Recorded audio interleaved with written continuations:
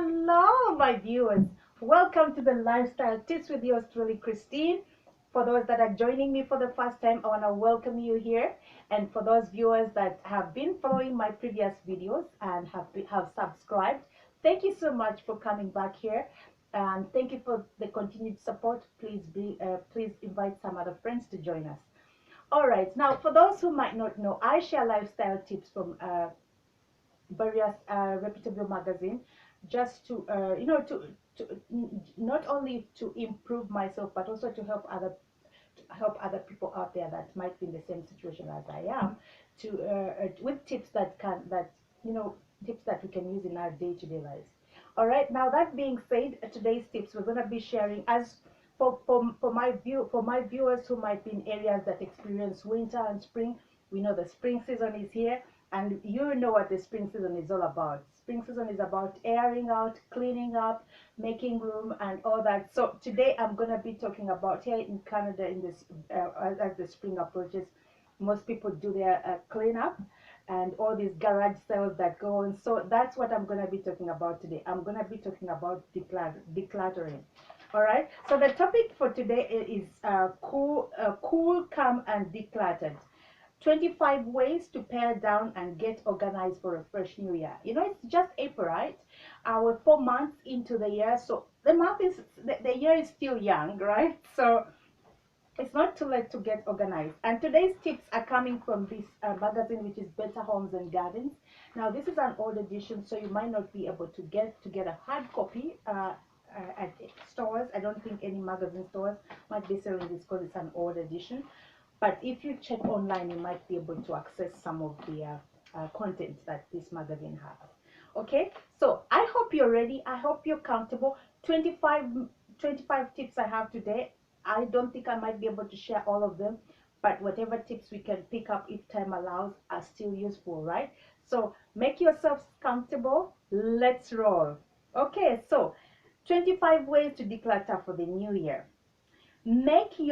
Make this year a year to get organized. These expert tips will help you shed all the unwanted stuff as quickly and painfully as possible and find the right spots for everything.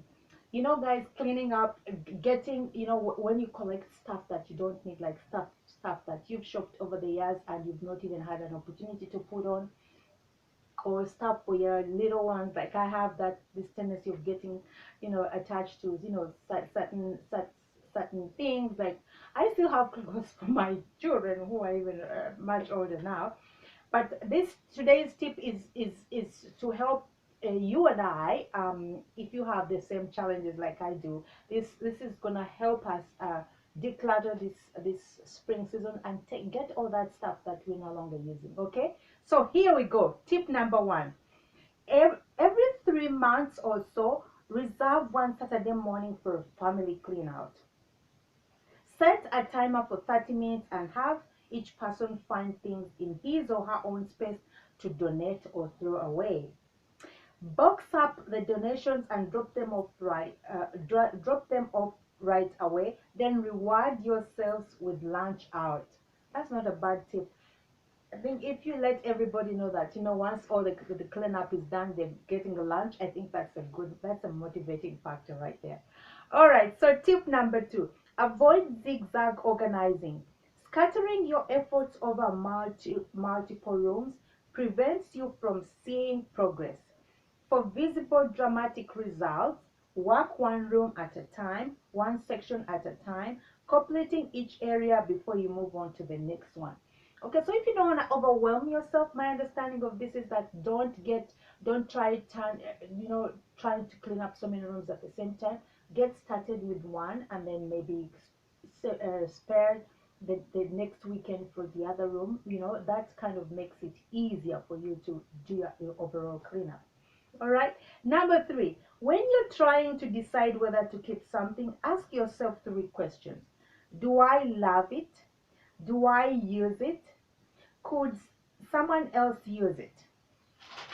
All right, so this is another tip to, especially for us ladies. You know how you buy, you might buy shoes or might buy pass or buy clothes, hoping that you're gonna get to use it at some point, or if you lose that weight, or if you gain some, you may wanna, and you might have that piece of clothing, purse, or whatever it is in the closet for God knows how long, and before you know it, you've accumulated so much that the years roll by and you haven't used it. So it's good to have those three questions in mind, and if you find that you don't love something, or you're not using it, or it's definitely somebody else could use it, so why not donate it, right? Okay, so number 4, a system that's a natural extension of your habits is easier to stick with than one that forces dramatic change. So set up solutions right away where clutter collects, such as a labeled pail for each family member's shoes or other equipment above, in a bookshelf right by the front door. This is a good idea. I think it's a good idea, but it's trying to put it into practice.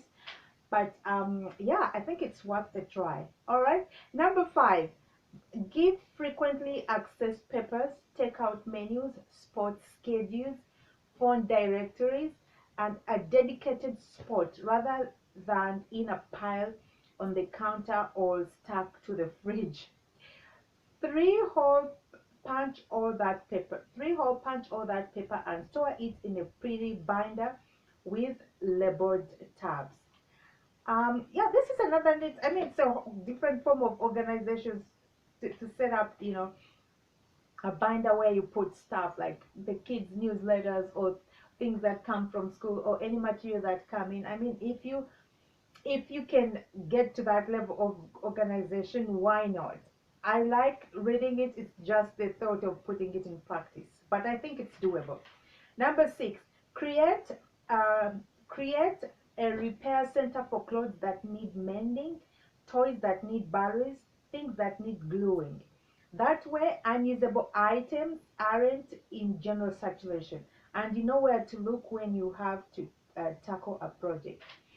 Okay, for those who like fixing things, I think this is a neat idea.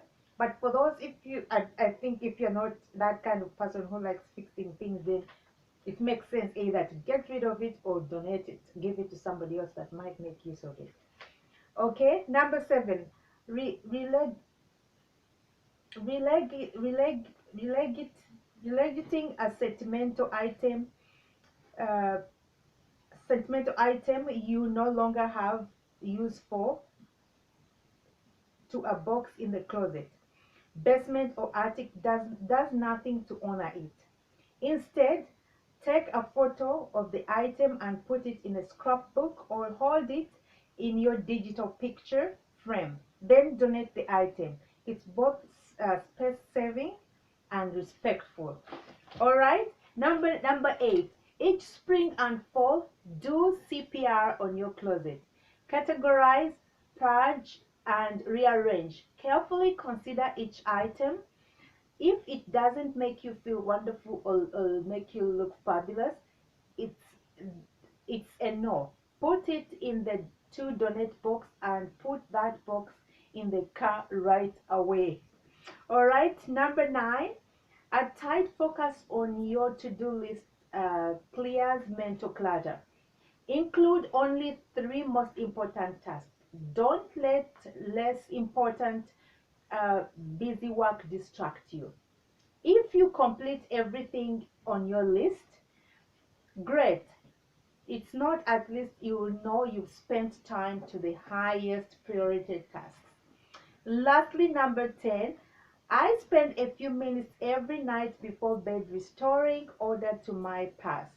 I remove all trash, return floating change to my wallet, and replenish tissues and business cards. It makes me feel ready to start the day. Okay, my viewers, that's been the 10 tips that I've shared today. If you're just like me and you have a lot of clutter you're holding on to, the tips that I've shared, I hope can get you moving to the next step. This is my next step. I've already sorted out, and this is going to the donation box. So I hope you're gonna do the same. Until our next video, it's been a pleasure. I've been your host, Christine. Until next time, cheers.